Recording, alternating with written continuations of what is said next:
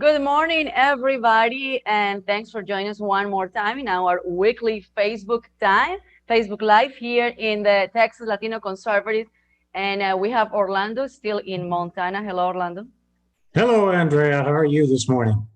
Well, I'm good. And it's ironic that our topic today is education and the new announcement that Governor Greg Abbott did about the connectivity task force. And we've been having problems of connectivity. That's why we are starting our Facebook Live a little bit late, even though that we always say Facebook Live más o menos in our page. But today it's more than más o menos. That's right. This topic dovetails nicely into our last teletown hall, where we had the superintendents of two school districts, one in Brackettville, Texas, down near the Mexican border, and then we had the superintendent of the Dallas Independent School District, along with the school teacher at a charter school in Houston, and we talked about the fact that schools have been canceled, but that they're doing remote education. And one of the topics that came up that we discussed and was asked by one of the participants, by the way, we had over 30,000 Texans participate in the teletown hall at one point or another. But one of the questions that was asked was, what about children that don't have connectivity? What about children that don't have laptops or don't have internet connections at home? And so, as you mentioned, Andrea, the governor's topic this morning was very timely. And I also noticed that on the task force that the governor is appointing on the issue of connectivity is the superintendent of the Dallas Independent School District, which we had on our program. Definitely. So, saying that, I wanna having problems of connectivity. We have a guest today. She's Dr. Cristel Bastida, but she's been having problems, and that's why we're having her via phone only, not via video. So, doctor, how are you?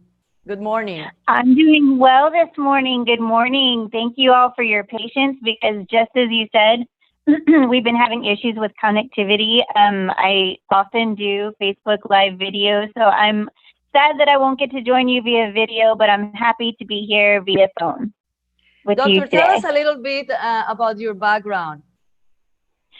Okay, so I have a pretty diverse background. I've been in education from the teaching side.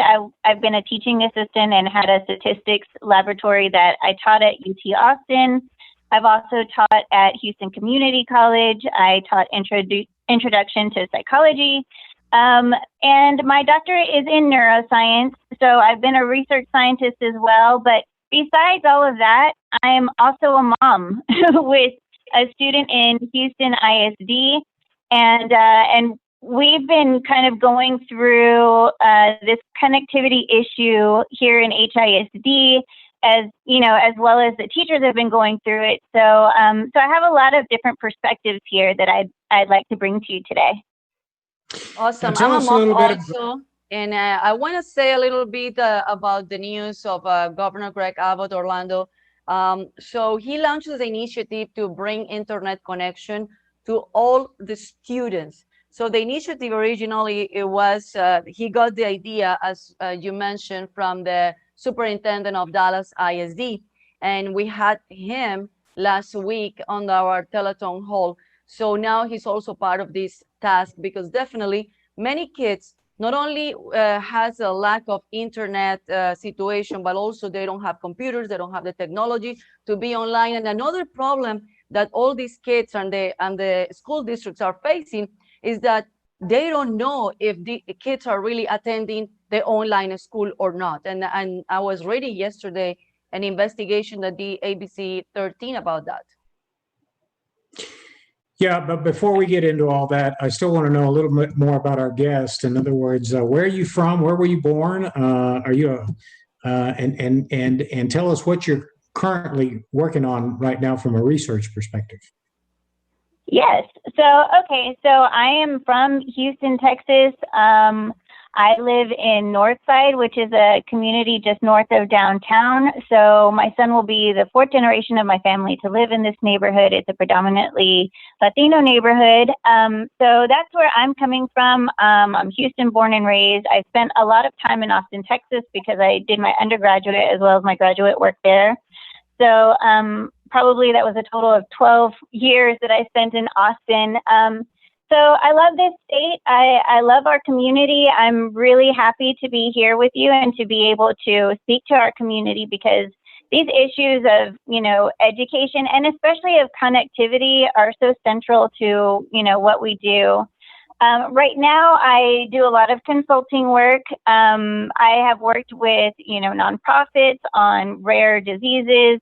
That's something that I've done very recently. I've worked on bringing psych care to geriatric patients that are now locked into their nursing homes on lockdown because COVID is something that they're a high risk of having complications for. So, and I've done some political consulting as well. So, yeah, I dabble. I'm here and there. Let me ask you, are you bilingual, by the way? I noticed you ran for Houston City Council, and that's where you and I met, but are you bilingual? Yes. I'm not. Spanish was my first language, so I went into school as an ESL student. And this is a little bit off topic, but, I just kind of noticed that it seemed like to me as a 5-year-old that folks who were getting the breaks were the ones who were speaking English. So I quickly adapted and was, very soon placed in gifted and talented and all of that kind of thing. But unfortunately, it came at a cost to me, right? Yeah, no problem. The reason I say that is because sometimes we do get comments and questions in Spanish. But so going back to Andrea's point about the issue that the governor was talking about today, Andrea, go ahead with your question. I just wanted a little more background first. No, that's fine. It was not a question. It was just telling the people about this announcement. And it was, I don't know if it was a coincidence or not, but after our telethon hall on last Thursday, we saw that on the paper that the superintendent of Dallas ISD, you remind me from his name is Dr. Michael Hinojosa. So we were having him at the telethon hall, and then he was appointed by the government to be part of this task, the connectivity task force. So I think it's very important to talk about that, because I also was reading, as you sent us this morning, another article, Orlando, that this problem, it can continue through the whole year, the 2020-21 school year. So we don't know what is going to happen when the kids going to start again the next school year. Probably they're going to start again an online school. So something needs to happen to fix this problem for our kids to be able to get the proper education. Yeah, and I'm talking about also with the issue of connectivity, but the article also mentioned that COVID-19 has a possibility of disrupting the next school year. From a scientific perspective, does the scientific community believe that COVID is going to make a return? That's what I've been seeing a lot of, and the thing is that this virus is, we're learning more and more about it every single day. And, for a long time, there was kind of this belief that children were immune, or if they caught it, that they just, automatically would do fine. Of course, there are, cases where that has not been the case. And also, like lately, there's been a concern that there are kind of more immune reactions that that children have to COVID, as opposed to just, the lung effects that we're used to seeing. So right now, since we're opening Texas back up, I've just kind of been very curious as to whether our numbers are going back up as far as incidents, but of course that depends on testing as well. So that's something we're just gonna have to wait and see, unfortunately. What grade is your kid? Is a daughter or a son? What grade? Okay, so my son is in 5th grade. He's been going to a Vanguard magnet school, and he's been at that same school this entire time. So unfortunately, this was the year where his class was going to be, the big kids on campus. But unfortunately, that was kind of cut short. So he's in 5th grade and he's going to middle school all of a sudden. It feels like a big jump.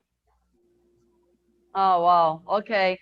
So what do you feel that your son has been missing with all this mess that is going on? His friends. More than anything, he's been missing his friends. A lot of social development depends on, kind of the play behavior that kids have with each other. So I think more than anything, that's what he's missing. So he does play video games with his friends, but it's not the same as being able to see them in person. He's been missing his teachers as well.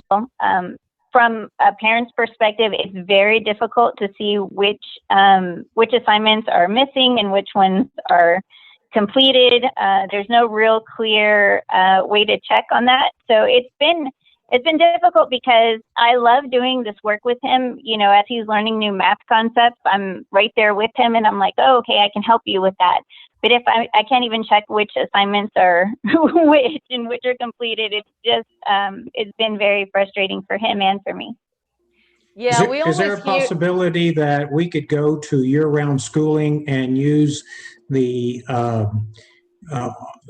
online learning as, in other words, for example, social distancing is very important. We realize that, right? So you don't want to pack 30, 40 kids into a classroom for the spread of the virus, but you could use a gymnasium once a week, let's say, and the kids go in there, they're properly spaced out, right? So the math teacher comes in, the geography teacher comes in, the English teacher comes in, and they get actual interaction with the teacher. But the rest of the week, they go home and do the assignments online. So instead of going to school every day, they're going to be going to school once or twice a week, but they're going to be doing it year round. Is that a possibility in the future? Well, that would take a lot of adjustments on the part of school districts and on the part of businesses as well. As for my son, he really loves the aspect of being able to just kind of go through an assignment at his pace because he goes at a very fast pace. So he can get something done in 5 minutes and then move on with his day. So I really like that too. And I like for him to be able to, go at his own pace. So that's something that I would consider. However, it's just missing that human interaction. And I think that that's maybe something that kids will have to forego for a little bit, but that seems like, a good middle ground. But again, this is going to take a lot of work on the part of businesses because there's this expectation of like, okay, let's all get back to work. And we do want to work. Everybody wants to get back to work. Everybody wants to get back to earning.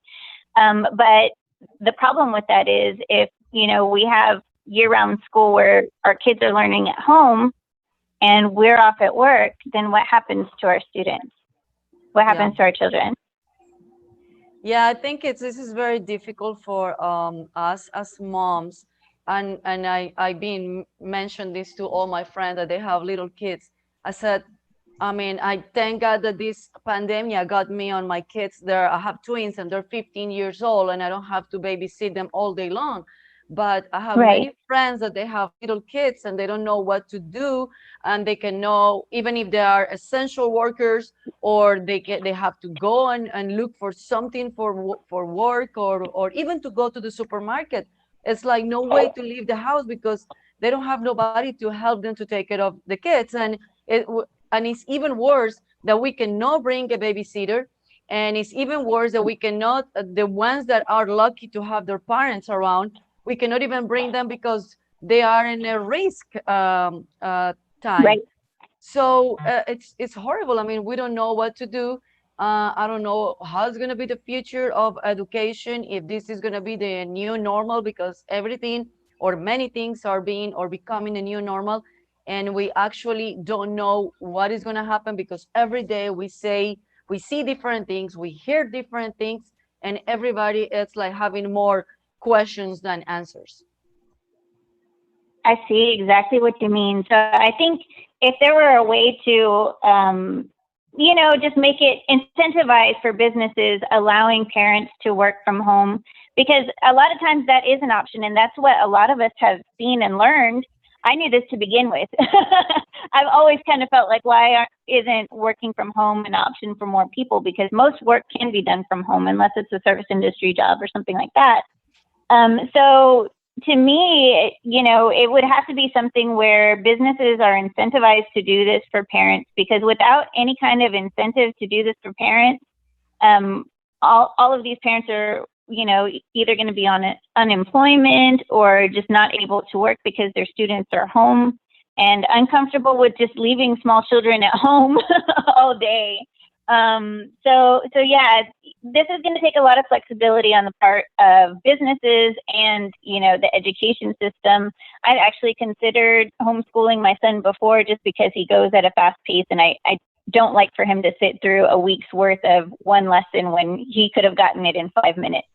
The state, I believe, of South Dakota, the governor decided not to shut down the state. So their restaurants have been open. People have been going to work. People have been going shopping. People have been going to bars and gathering. So the question I have from a scientific perspective, are the incidences of COVID-19 spreading more quickly in a state that has chosen not to close down compared to states that have decided to lock down? I actually haven't looked at those numbers. It's important to not just look at incidents, but just look at it as a ratio of the population. So I would be interested in seeing those numbers as well. Like, I know I've been tuning into the World Health Organization's press conferences and those kinds of things. So I'm looking for that data as well. I think maybe a good approach would be, like, it would have been great if we could have been on total lockdown for a couple of weeks and this, wouldn't have gotten as widespread as it did and that kind of thing. But it's late in the game for this, right? But it would be really nice if we could get it to where folks who have medical conditions, who are at high risk, are able to stay home until we have, a really good treatment course or a vaccination, so that they can feel safe going to work. If there are folks who, are okay taking the risk, they're healthy, they're ready to get back to work. I get it. This is real life, right? Folks in my neighborhood have said, because I have these conversations with people, they're like, well, not everybody can just sit there for 3 months and bills are due. And that's real. That's real life. So it makes sense to me that folks who are healthy, would be maybe more comfortable taking that risk. But people who have medical conditions, like, so for example, I've talked about my son. Right now, his lung function is good, but for many years, he had lung issues, serious lung issues. And, he's a pulmonologist and all of that kind of thing. So, for me, I feel like I would probably be okay if I were infected, but at the same time, I don't have that feeling about my son. I know that you ran for city council, so you have some interest in public policy and serving and political issues. Let me ask you a question. Yes, sir. And I don't know if you would consider yourself a conservative or a liberal, but from a conservative perspective, because I am a conservative, I believe in limited government. I don't believe that government should control our lives in any scenario. So is it appropriate? Let's just compare the state of Texas to maybe South Dakota. South Dakota said, we're not shutting down. I understand their population density is less than the state of Texas. But for example, isn't it the role of government to provide data, to provide statistics, to inform the public that this is a highly virulent disease, that if you congregate in dense areas, your chances of contracting the disease are higher. They can also share the information that people with comorbidities or underlying conditions are more susceptible to mortality if they contract the disease. But shouldn't it be the role of government to put out that information and let free people decide what they want to do? In other words, if a 75-year-old person with an underlying condition chooses to go out, so be it. Who's government to tell them they can't do that? And so, from a public policy perspective, I'm sort of wondering where you come down on this. Right. And so that's something that I've been discussing honestly, since January. I've been discussing why are we not getting information out to people as a form of public policy and, elected officials. Why is this information not available? Because I was paying attention, but maybe not everybody was, right? So I think, for me, it's kind of changed over time because at the beginning, I did support, a 2-week lockdown, 3-week lockdown so that we could, just really prevent a lot of the community spread that's happened. And a total lockdown would have been necessary for that to happen. But at the same time, I understand that after some time, people do need to make a living. They need to be able to, take care of themselves and their family. I think a lot of information would have been, very helpful for folks. So at this point, what I would like to see is, facilitating folks that are at higher risk if they're wanting to stay home, making sure that that's something that they're able to do. Does that make sense? Yeah, I mean, that's my position. I think the government ought to put out scientific data, inform the public, tell them what is recommended. In other words, it's recommended that you wear a mask. It's recommended you wear gloves. It's recommended you wash your hands frequently. It's recommended that you stay 6 feet apart. All these are recommendations by the healthcare experts to the public. I don't believe that government ought to mandate, like they did arresting the salon owner in Dallas, arresting people, taking them off of buses because they're not wearing protective gear. I mean, I just think it's getting to the point where government's having too much control. And my sense is that the public is starting to recoil against those policies. And I don't know if Andrea sees the same thing, where people are saying, we understand this is a health crisis, but I value my liberty more than I value government telling me what to do. Well, I have a mixed feelings on that. Definitely, we need to use our common sense, period. This is a health issue. We need to respect others. We need to wear the mask just to respect others, not because the government is telling us to do. We need to follow doctors and specialties or telling us what to do, because this is all new for us.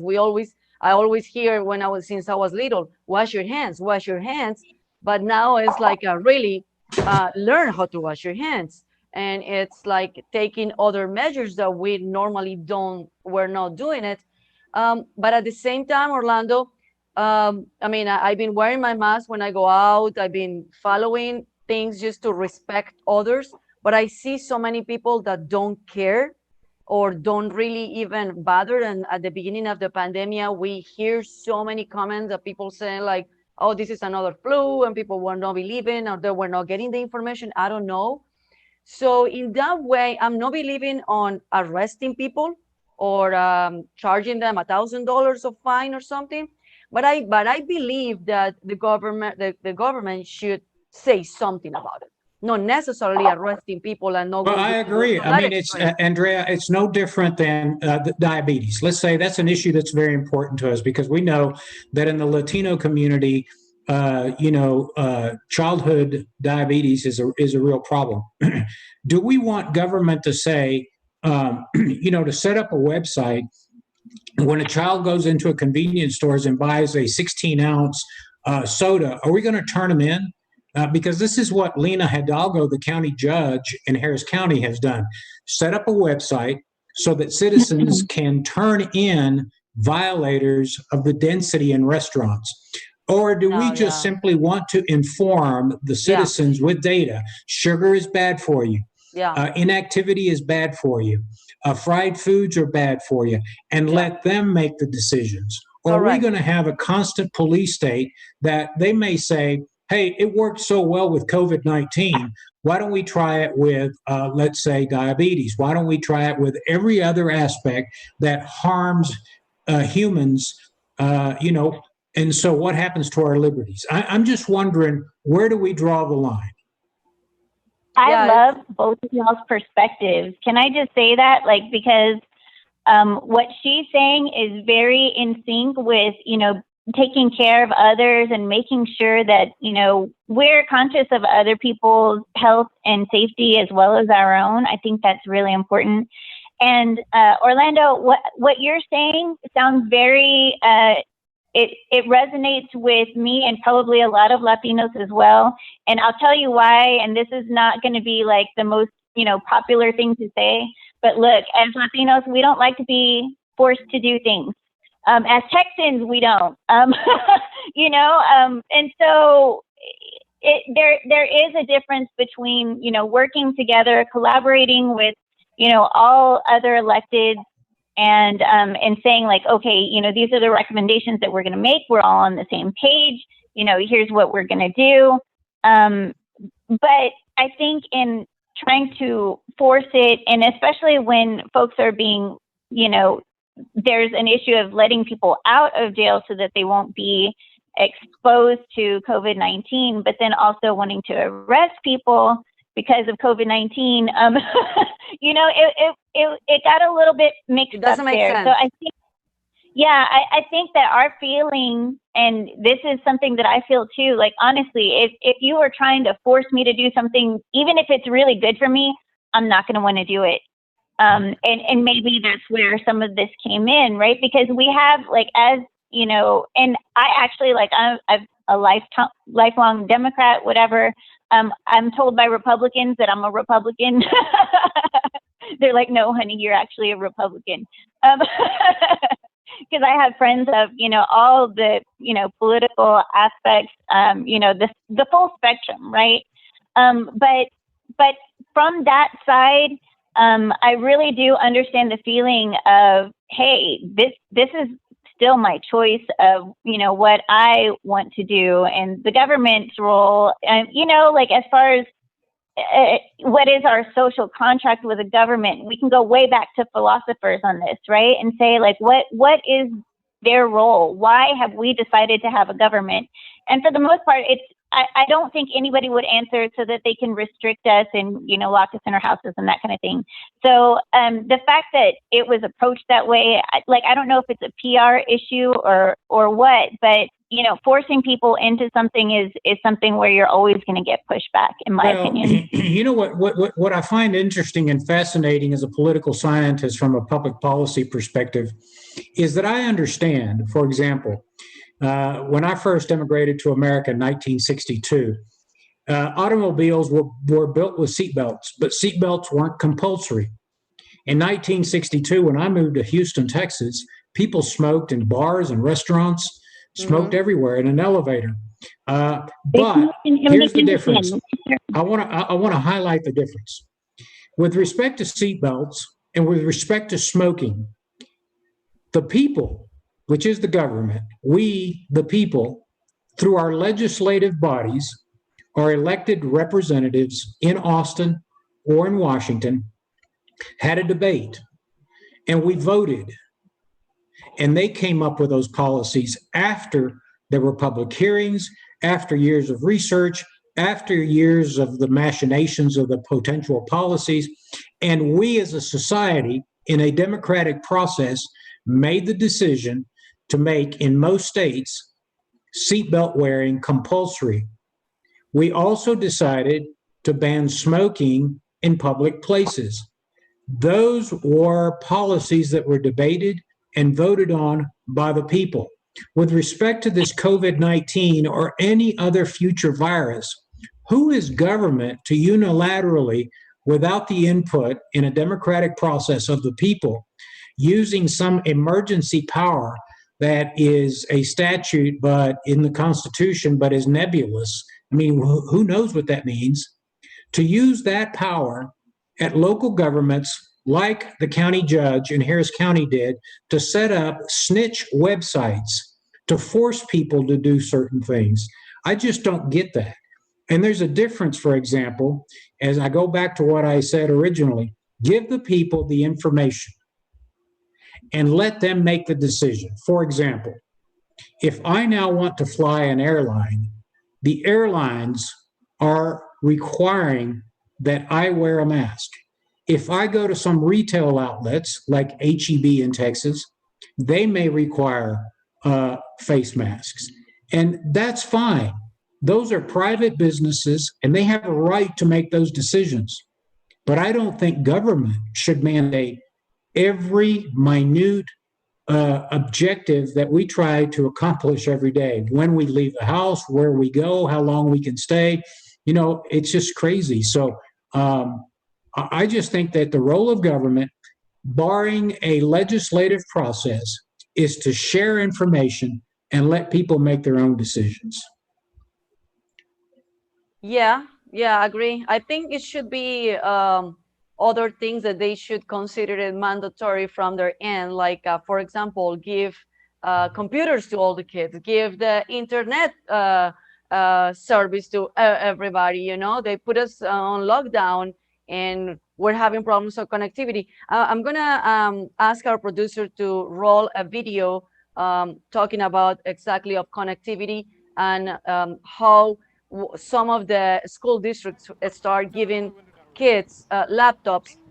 It was not completely at the beginning, unfortunately. I think because it took this surprise to everybody, so not everybody was ready to start giving laptops and Chromebooks and things like that. But definitely, this should be mandatory.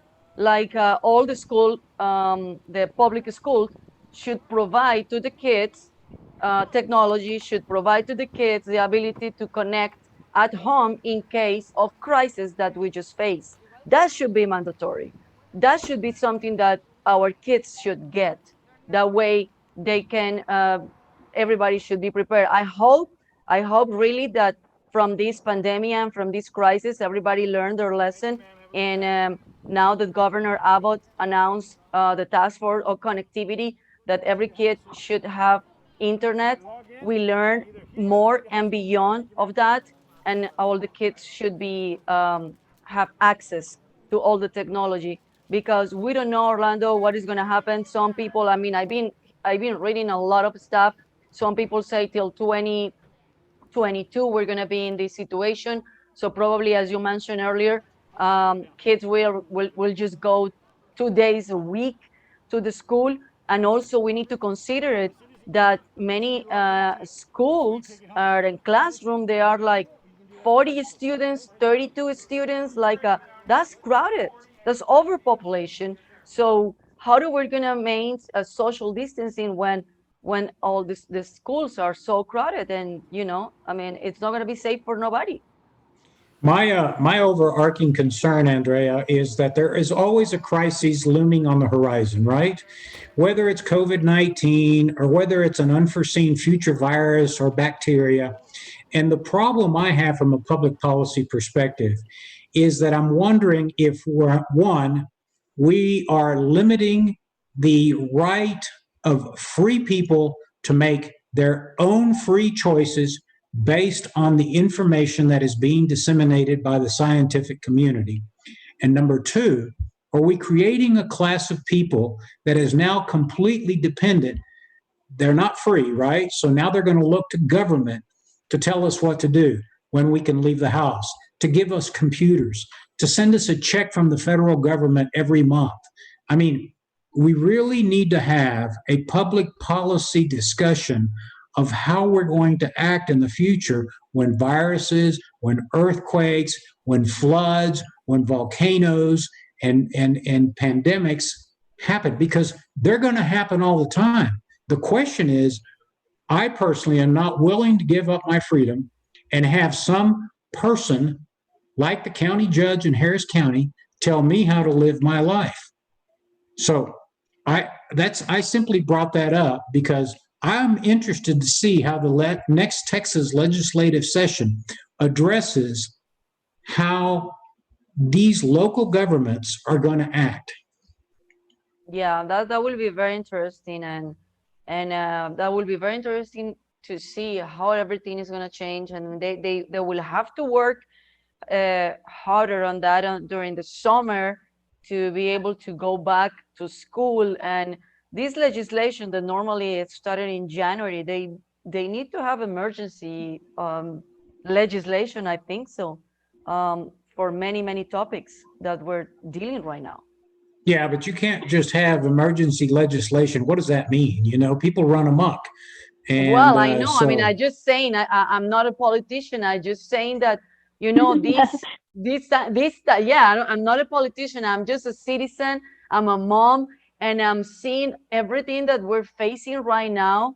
And I think I mean, we're not ready for anything. I think it's well, the open. let me tell you, we're pretty hardy people. I mean, I look at the Spanish flu. We survived. That was a worse pandemic, and we didn't strip people of their liberties. Yes, you know, people were unfortunately dying at a very high rate. We've gone through the Dust Bowl where there was no food. We've gone through economic depressions. We've gone through nuclear threats from the Soviet Union. I mean, we survived. And in none of those instances were people's liberties taken away. And in none of those instances did government become so forceful as to tell you how to live your life. That's my concern. And so I'm going to drop that, but I want people to think about it. Andrea, I know we're on Facebook Live. I'm sorry? That's why you run away to Montana? Well, you know, there are certain states, and I'm going to make this comment, that value freedom and liberty more than others. There are states that do give information and let the free citizen decide how they're going to conduct their lives. That's what I choose. I don't choose to live in a state. I'm going to give you an example, like Massachusetts or New York, where they tell me how I have to conduct my life. For example, in this country, let me just tell you from a public policy perspective, I'm a gun owner and I have a license to carry a firearm in the state of Texas. Most states have reciprocity, which means that if I want to travel, as I did, from Texas to Montana carrying my firearm, I could do that because the state of New Mexico, the state of Colorado, and the state of Wyoming, and the state of Montana all recognize each other's licensing procedures for firearms. I can't travel to Massachusetts, New Jersey, New York with my firearm. So I don't want to be told what to do. I don't want to be told what size sugary drink I can buy at a convenience store. I don't want to be told that I can't protect my family in my house and that I have to call the Metro Massachusetts police who will respond when there's a life-threatening situation 20 minutes after the fact. If I have a firearm in my house, I can protect my family. I don't need to call government. And so, yeah, I'm a freedom-loving person, and I value my freedom over any other threat that may exist, including a virus. I've stated my position. What do we you say hear about you, that, Doctor? Orlando. I'm sorry, We Dr. definitely Betsy. hear you. I'm definitely what? We definitely hear you on this. You're very clear. Good. So, Andrea, Yes, do we have any questions from folks that are participating on Facebook Live? Any comments? No, we don't have any comments, but we have people connecting and they're like watching us.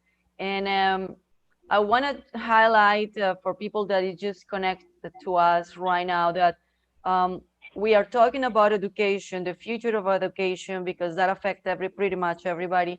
And also because we did our telethon hall last week and we have an amazing response, and also that we have amazing experts on with us in the telethon hall. We have somebody from the other town that you always run away. It's either Montana or or the other town, Orlando. He always run away to places that is in the middle of nowhere, so that way nobody can tell him what to do. So yeah, so we have people from there, and it was very interesting hearing the perspective of big cities like Dallas with the superintendent, and also small towns like what is the name of the town? I guess again, Orlando. Yeah, it's Kinney County, Texas. It's a border town on the edge of the Chihuahua Desert, and it borders the state of Coahuila in Mexico. Yeah, so I never heard about it. I only heard from Orlando, and I never remember the name. But it was very interesting hearing from those two perspectives, from a big city to the small town, how they're dealing or facing this situation, that give everybody a perspective in their mind how people are living in both in the big cities and in the rural areas. So I want to remind everybody also to visit us in a Texas Latino Conservatives webpage, which is the texaslatinoconservatives.com. You have it in the screen.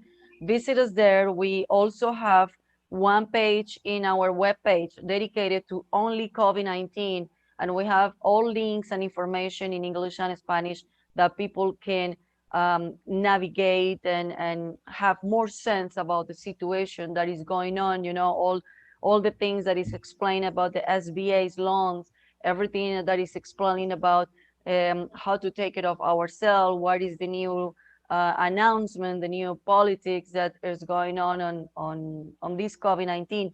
So we have everything in English and Spanish, and of course, also we have all the telethon halls that we're being conducting. We did so far 4, 3 in English, 1 in Spanish.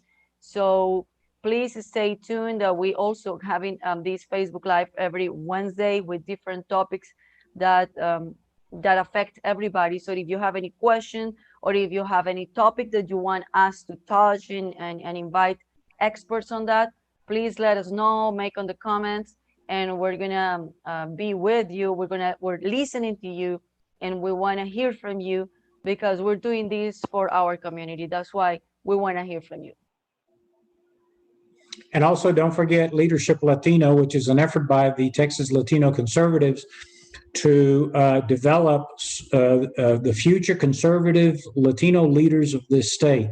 So we plan some very big events coming up in probably Austin and all parts of the state. But we want you to monitor our website, which is TexasLatinoConservatives.com, and look at the Latino Leadership Institute, where we're going to give you all the tools, all the skills necessary to become either a precinct chair, a leader in your community, to run for office, how to develop a campaign, how to raise money, how to deal with the media, all of those things. But we want tens of thousands of you young, conservative Latinos that don't go out and participate in the political process to do so. We need to hear your voice. We know that the state of Texas is full of thousands and thousands of conservatives that are from Latin American countries or are 4th, 5th generation Mexican American or Latinos. We need to hear your voice. We need to quit hiding. Everybody believes, based on what the media reports are, that Latinos are all liberal, left-wing activists. We're not. We're freedom-loving people all the way from 1836, when the Mexicans joined the Texian army and fought for the liberty and independence of the state of Texas. So young Hispanic leaders, we want you in the Latino Leadership Institute of the Texas Latino Conservatives. So keep an eye out for it. And before we go Awesome. off on the air, we want you, Doctor, to say a few words about what do you think about what is going on and about this dynamic that we're doing here in the Texas Latino Conservatives.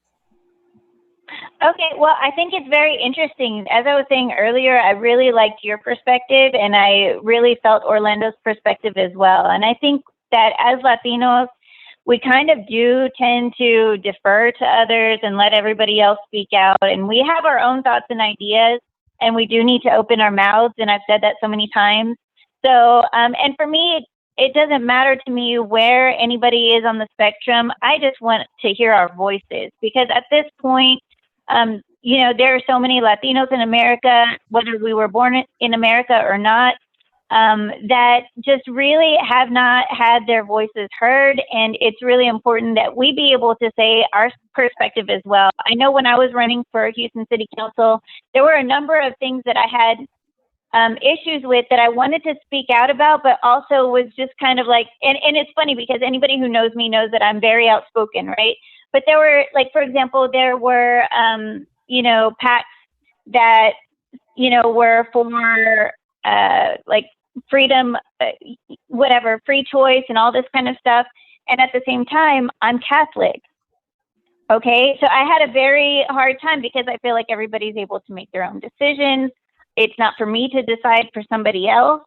But at the same time, was I, completely comfortable saying, yes, I feel like this is just a medical procedure? Like, no, I didn't. So there are nuances to our positions that I think maybe, are on the left or are on the right. And we might not be completely one or the other. Orlando, I believe you that you're, you are where you are. And I think that that's great. But right now we're really don't feel like we're at liberty to speak up. And I wish that wherever people lie on the spectrum, that they would speak up. And a lot of our community is conservative. And I think that that's okay. I think it's fine for us to say, like, hey, this is what I think. I'm not trying to force this on anybody else, but here's where I'm at. And there's been a real lack of that. So I'm really glad to see you guys doing what you're doing. It's very important for us to be in office. It's very important for us as Latinos to be heard. So thank you for doing what you're doing. I really appreciate it. Well, thank you, Dr. Bastila. I enjoyed meeting you. I hope that you stay active in politics. We hope that you articulate and fight for more conservative principles, more liberty, more freedom, fight for the individual, not for the collective, not for government, not for more taxes, not for people telling us what to do. We're a freedom-loving people. Most all of the Latinos I know are all conservatives. I mean, there are a few that are leftist socialists, from Nicaragua that believe that Daniel Ortega is doing a great job. There are very few Venezuelans, but some believe that, Hugo Chavez was great. There are a few Cubans that believe that Fidel Castro was great. There are a few people that believe that the Chinese communists and the old Soviet Union were great. But I mean, history serves us well. If you look at those regimes, either most of them have gone broke, they've gone, into the ash heap of history. And, at the end of the day, the majority of people love freedom. They love to make their own decisions. Yes, you're right. We do need government because we are social animals and we do need to have some controls, but those controls are agreed upon by our elected representatives in a democratic process.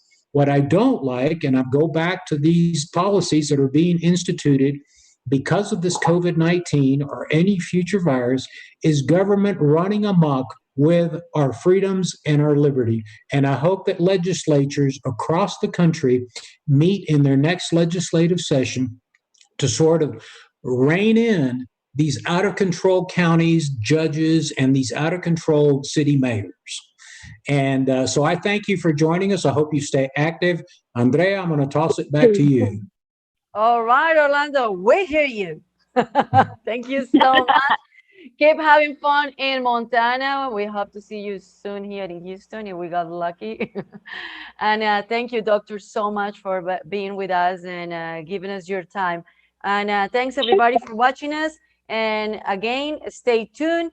Go to the TexasLatinoConservatives.com and become a member. Thank you so much. And see you next Wednesday, Orlando, for Facebook Live. See ya. Bye-bye. Thank you. Bye.